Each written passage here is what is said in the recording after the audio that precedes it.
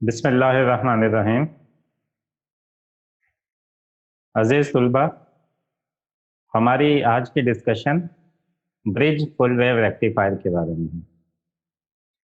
अपने previous lecture में हमने हाफ वेव रेक्टिफायर को डिस्कस किया था। हमने डिस्कस किया था कि इसका थ्योरेटिकल बैकग्राउंड क्या है हाफ वेव रेक्टिफायर का, किस किस्म की आउटपुट हमें ये प्रोवाइड करता है, अगर आप कैपेसिटर को बतौर फिल्टर इस्तेमाल कर लें तो आउटपुट पे क्या फ़र्क पड़ता है, और उसकी एक्सपेरिमेंटल डेमोन्स्ट्रेशन करके हमने देखा था कि जब डिस्क्रीट कंपोनेंट की हेल्प से हम हाफ वेव रेक्टिफायर को ब्रेडबोर्ड पे कनेक्ट करते हैं तो उसका आउटपुट वेवफॉर्म कैसा है, इनपुट वेवफॉर्म कैसा है। तो आज हम अपने डिस्कशन को एक्सटेंड करते हैं ब्रिज रेक्टिफायर। आज हमने ये देखना ब्रिज रेक्टिफायर क्या है।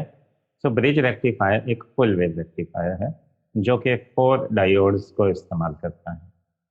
याद रहे कि ये जो मोस्टली डिस्क्रिप्शन है ये electronic devices by Thomas alkaloid से मैंने दी है, तो आप उस बुक को बतौर रेफरेंस बुक जो है वो स्टडी कर सकते हैं। ये हमारी रेफरेंस बुक्स में भी शामिल थी। सो मोस्टली पिक्चर्स और डिस्क्रिप्शन जो है वो थॉमस एल्कलॉइड की जो बुक है हमने उसी से ली।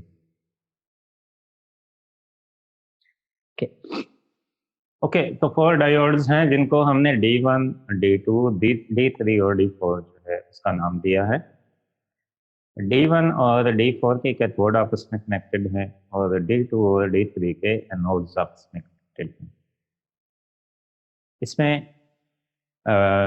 ये आपके पास सिग्नल जनरेटर है जो कि आपको ऐसी इनपुट सिग्नल प्रोवाइड करता है। ये आपके पास ट्रांसफार्मर है, बतौर स्टेप डाउन ट्रांसफार्मर आमतौर पे हम इसका इस्तेमाल करते हैं 220 वोल्ट से 2 वोल्ट 3 वोल्ट या लेबॉर्टरी के साथ जो रिलेटेड आपकी वैल्यू है उसमें उसको स्टेप डाउन कर सके।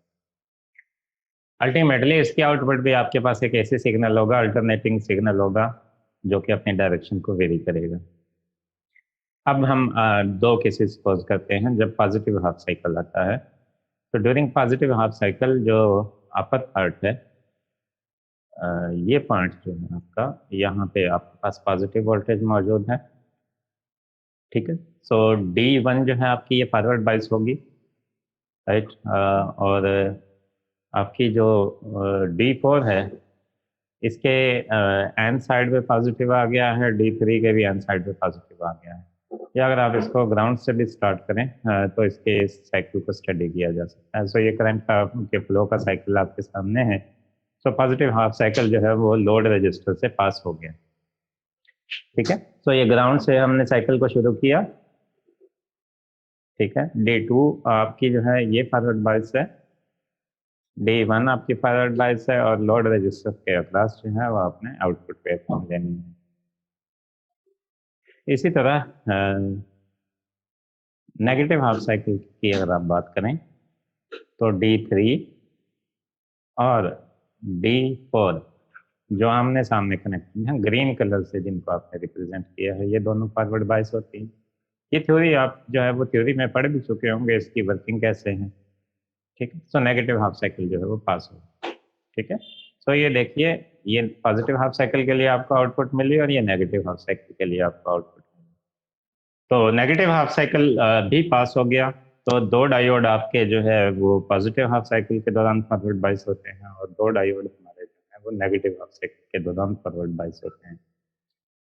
तो इस तरह एक टाइम में 2 डायोड फॉरवर्ड बाइस होते हैं। सो अगर सिलिकॉन बेस्ड डायोड की बात की जाए तो एक डायोड के अक्रॉस जो वोल्टेज ड्रॉप है वो 0.7 वोल्ट का होता है। तो चूंकि 2 डायोड्स आर फॉरवर्ड बाइस, सो ओवरऑल जो ड्रॉप होगा वो 1.4 वोल्ट का होगा। सो पीक वोल्टेज आपकी जो है वो V जो इनपुट की पीक है उससे 1.4 वोल्ट जो है वो कम होगी। ठीक है, इसी तरह जो रिजेक्टेड वोल्टेज है आपकी वो V peak output plus 0.7 volt के बराबर होगी। ठीक है, सो ये दो इसके कॉमन कैरेक्टरिस्टिक फैक्टर्स हैं। इसी तरह आप इसकी डिस्क्रिप्शन को या करंट के फ्लो को इस तरह भी देख सकते हैं। सॉरी, ये करंट के फ्लो को, ये फर्स्ट केस में आप जो ब्रिज रेक्टिफायर सर्किट है ये electronic circuit and system JD Rider की बुक है, उससे बेसिकली मैंने ये डायग्राम्स ली हैं। सो इसमें ये D1 फॉरवर्ड बाइस होगा, रजिस्टर से करंट गुजरेगा, देन जो है वो D3 फॉरवर्ड बाइस होगा एंड देन ये ग्राउंड हो जाएगा। ठीक है, और नेगेटिव हाफ साइकिल के केस में ये आपके पास करंट के फ्लो का एक और अल्टरनेटिव पैटर्न।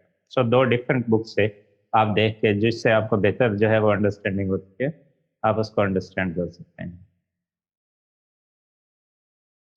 अब आते हैं कैपेसिटर फिल्टर की तरफ। सो कैपेसिटर फिल्टर में आपने हाफ वेव रेक्टिफायर का केस स्टडी कर लिया था कि चूंकि आउटपुट जो है वो पल्सेस की फॉर्म में होती है और परफेक्ट डीसी जो है वो स्ट्रेट लाइन होता है, स्मूथ होता है, तो हम आउटपुट को स्मूथ करना चाहते हैं। ठीक है, सो हाफ वेव के केस में ये डायग्राम कल मैंने आपके साथ शेयर की थी। ठीक है, सो ये ब्लू लाइन जो है ये कैपेसिटर लगाने के बाद की आउटपुट है। सो ये रिपल्स जो हैं ये कैपेसिटर के कनेक्ट करने के बाद जो है वो जनरेट होते हैं। अब अगर आप ब्रिज रेक्टिफायर की आउटपुट देखें तो वो ये है, इसमें कोई भी हाफ साइकिल जो है वो स्किप नहीं होता। सो इसको अंडरस्टैंड करना जो है वो बहुत जरूरी। आउटपुट पे रजिस्टर के पैरेलल में आपने कैपेसिटर भी कनेक्ट किया है। सो जब आपकी जो है ये आउटपुट पॉजिटिव हाफ साइकिल का पहला क्वार्टर आता है, इसमें आपका कैपेसिटर चार्ज होता है। ठीक है, और जब साइकिल की जो इंटेंसिटी है या एम्पलीट्यूड जैसे जैसे कम होता जाता है, आपका कैपेसिटर डिस्चार्ज होता है। ठीक है, यहाँ तक कि आपके पास नेक्स्ट साइकिल आता है। सो नेक्स्ट साइकिल के पहले क्वार्टर के अंदर जो है आपका कैपेसिटर फिर चार्ज होगा। ठीक है, ये स्मॉल टाइम के लिए यहाँ से लेके और पीक तक ये रीजन है जिसके दौरान कैपेसिटर चार्ज होता है। इस रीजन में कैपेसिटर जो है वो डिस्चार्ज होता है। इस रीजन में क्यों नहीं कैपेसिटर चार्ज हुआ? क्योंकि ऑलरेडी कैपेसिटर के पास वोल्टेज मौजूद है। ठीक? इसलिए इस रीजन के दौरान जो है वो capacitor charge, so very short time के लिए कैपेसिटर चार्ज होता है, तो चार्जिंग पीक स्मॉल है, और काफ़ी सिग्निफिकेंट टाइम के लिए कैपेसिटर डिस्चार्ज होता है। ठीक है, सो इसमें अगर देखें तो रिपल्स बहुत ज़्यादा हैं, रिलेटिवली ये ज़्यादा स्मूथ है as compare to half wave. और रिपल फैक्टर बिल्कुल आप उसी तरह से कैलकुलेट करेंगे जैसे हाफ वेव के लिए करते थे। सेम फार्मूलिज्म है इसकी कि V ripple peak to peak divided by V D C. V D C जो है आप रिपल के बॉटम और टॉप को ऐड करके अगर 2 से डिवाइड कर दें तो आपके पास वी डी सी आउटपुट जो है वो आ जाए। ठीक है, सो हमारा अल्टीमेट टारगेट है स्मूथ लाइन आउटपुट लेना। तो उसके लिए हम क्या करेंगे, रिपल फैक्टर को कैलकुलेट करते जाएंगे। जितना रिपल फैक्टर जो है वो कम होगा, इसका मतलब फिल्टर उतना अच्छा वर्क करता है, यहाँ तक कि आप एक स्मूथ आउटपुट सिग्नल अचीव करने में सक्सेसफुल हो जाएं। एक्सपेरिमेंटल डिमॉन्स्ट्रेशन की तरफ आते हैं। सो एक्सपेरिमेंटल डिमॉन्स्ट्रेशन में आपके पास सबसे पहला काम अगेन वही है जो हाफ वेव में भी किया था कि आपने कैलिब्रेशन करनी है सीआरओ की। सो ये आपने जो है पहली पिक्चर ग्राउंड स्टेट को शो कर रही है, दूसरी पिक्चर में आपने टाइम को एडजस्ट किया है और उसके साथ जो है वो अपने वोल्टेज का जो डायल है उसको 1 पे सेट किया है, ताकि आपको पता चल जाए कि आपका जो 1 बिग स्क्वायर है वो कितने वोल्ट के बराबर है। तो आपका 1 बिग स्क्वायर हाफ वोल्ट के 0.5 वोल्ट पीक टू पीक के बराबर नजर आ रहा है आपको। इस बात को जहन में रखेंगे कि जब आप इनपुट सिग्नल का एनालिसिस करेंगे तो आपको पता चल जाएगा कि इसकी पीक टू पीक वोल्टेज कितनी है, और आउटपुट सिग्नल का भी एनालिसिस करेंगे तो उसका भी आपको पता चल जाएगा कि इसकी पीक टू पीक वोल्टेज कितनी है। सो कैलिब्रेशन करने के बाद आपने सर्किट कनेक्ट करना है। ये एक सिमुलेटेड इमेज है जिसमें क्लियरली आप देख सकते हैं कि ये 4 डायोड्स कनेक्ट किए हैं आपने, और ये लोड रजिस्टर है, यहाँ से आप सी इनपुट ले रहे हैं। ठीक है, जो कि ब्रेड बोर्ड पे डिज़ाइन किया है हमने, और ये ओरिजिनली जो हमने कनेक्ट किया है लैब के अंदर ब्रिज रेक्टिफायर का सर्किट है। ठीक है, सो ये हमने लोड रजिस्टर जो है वो इस पॉइंट के और इस पॉइंट के दरमियान जो है वो वायर्स की हेल्प से कनेक्ट किया है। ये रेड वायर के जरिए इधर लेके आए हैं आप इसको, और ये डार्क रेड के जरिए आप इसको इधर लेके आए हैं। सो ये आपका लोड रजिस्टर। सो ये इसका सर्किट है। जो कि ब्रिज रेक्टिफिकेशन का टास्क जो है वो परफॉर्म करेगा। सर्किट बनाने के बाद अगला काम हमारा इसकी वेव फॉर्म को एनालाइज करना। सो यहाँ पे इनपुट और आउटपुट वेव फॉर्म हमारे पास मौजूद है। सो पहली जो ऑसिलोस्कोप की इमेज है, इसमें आपके पास जो है वो इनपुट मौजूद है, ये अराउंड 4 वोल्ट, ठीक है, क्योंकि 1 स्क्वायर 0.5 के बराबर से 8 स्क्वायर में है। सो अराउंड 4 वोल्ट जो है आपकी जो है इनपुट है, पीक टू पीक। और ये दूसरी पिक्चर में आपको रेक्टिफाइड सिग्नल जो है वो नज़र आ रहा है, ठीक है, जिसमें ये हाफ साइकिल्स जो हैं ये देखिए 0 से ऊपर हैं, तो इसका मतलब ये डीसी आउटपुट है। इसकी वैल्यू में वो ड्रॉप भी आया है जो हमने डिस्कस किया था कि 1.5 वोल्ट जो है वो ड्रॉप होगा, क्योंकि एक टाइम में ब्रिज रेक्टिफायर की दो डायोड जो है वो फॉरवर्ड बाइस होती हैं और हर एक के अक्रॉस जो ड्रॉप है वो 0.4 वोल्ट का होता है। सो यहाँ से स्केल को जहन में रखते हुए आप आसानी से इनपुट को भी मेजर कर सकते हैं कि एग्जैक्टली कितने वोल्ट, और आउटपुट को भी मेजर कर सकते हैं कि वो एग्जैक्टली कितने वोल्ट है। इसके बाद आते हैं हम कैपेसिटर फिल्टर्स की तरफ। सो कैपेसिटर फिल्टर्स क्या काम करेंगे? अगेन वही टास्क है, आउटपुट को स्मूथ करना है, क्योंकि इस सेकंड इमेज में अगर आप देखें तो हमारी आउटपुट जो है ये पल्सेस के फॉर्म में है। तो परफेक्ट या प्योर डीसी वो होता है जो कि स्मूथ और स्ट्रेट लाइन है। तो स्मूथनेस अचीव करने के लिए हम आउटपुट पे कैपेसिटर के साथ रजिस्टर के पैरेलल में कैपेसिटर कनेक्ट करते हैं ताकि हमारी आउटपुट स्मूथ हो सके। अब कैपेसिटर की वैल्यू पे डिपेंड करेगा कि आउटपुट आपकी कितनी, how much smooth your value is, या आपके रिपल फैक्टर पे डिपेंड करेगा जो आप मेजर करेंगे कि कितने स्मूथ है। तो हम तीन कैपेसिटर की एग्जांपल ले रहे हैं इस एक्सपेरिमेंट में, 0.01 माइक्रोफैरड, 1 माइक्रोफैरड और 22 माइक्रोफैरड। और इन तीनों को बारी बारी कनेक्ट करेंगे रजिस्टर के पैरेलल में और देखेंगे कि उससे हमारी आउटपुट पे क्या फर्क पड़ता है। लें जी, सबसे पहले आपने 0.01 माइक्रोफैरड को रजिस्टर के पैरेलल में कनेक्ट कर दिया, जैसे कि आपको सर्किट डायग्राम में, ये रजिस्टर है हमारा और ये आपने कैपेसिटर जो है वो कनेक्ट कर दिया, ठीक है। सो आपकी आउटपुट वेव फॉर्म इस फॉर्म में चेंज होगी, ठीक है, ये ट्रायंगुलर वेव बन गई। तो कैपेसिटर की चार्जिंग और डिस्चार्जिंग को शो करती है। अगेन आपकी बेस लाइन यही है, यहाँ से आप मेजरमेंट करेंगे, ठीक है। सो पहले से बेहतर स्मूथ हो गए, लेकिन अभी भी पल्सेस है। पहले साइनोसाइडल टाइप पल्सेस थे, अब जो है वो ट्रायंगुलर पल्सेस है, ठीक है। तो हमारा अल्टीमेट टास्क क्या है कि ये as much possible as smooth हो जाए। तो देखते हैं हम डिफरेंट चूंकि कैपेसिटेंस यूज कर रहे हैं कि किस कैपेसिटेंस पे जाके हमें सिग्निफिकेंट रिजल्ट मिलता है।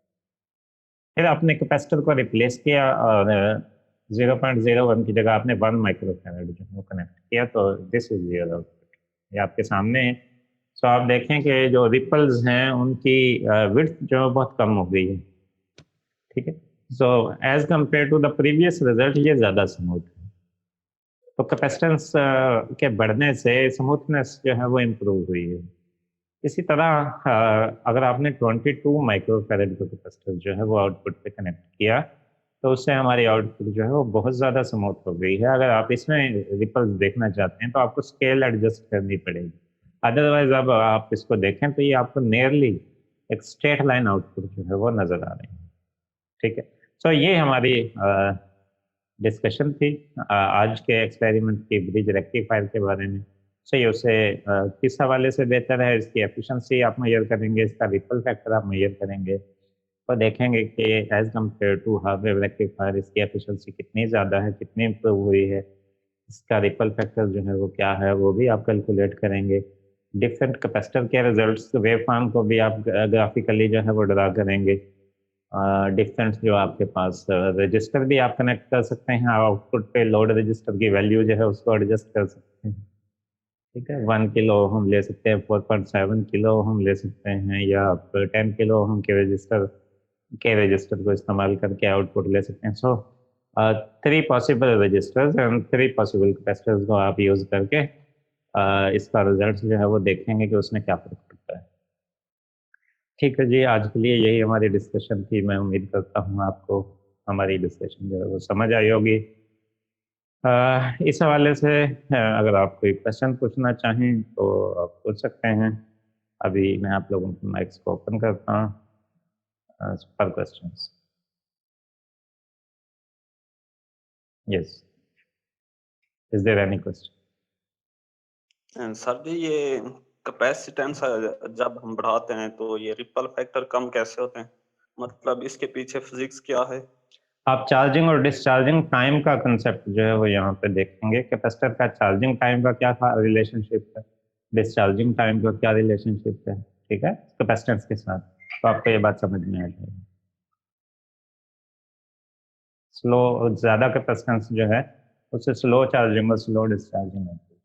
सिंपल इसलिए रिपल्स की विड्थ जो है वो कम होती है। सादा लफ्जों में इसका ये आंसर है, बाकी मैथमेटिकली आप देख सकते हैं, आपने पढ़ा भी होगा पहले। Thank you very much student. ये हमारी आज की डिस्कशन थी। अगले लेक्चर के साथ जो है फिर मिलेंगे। आज के लिए यही था। अल्लाह हाफ़िज़।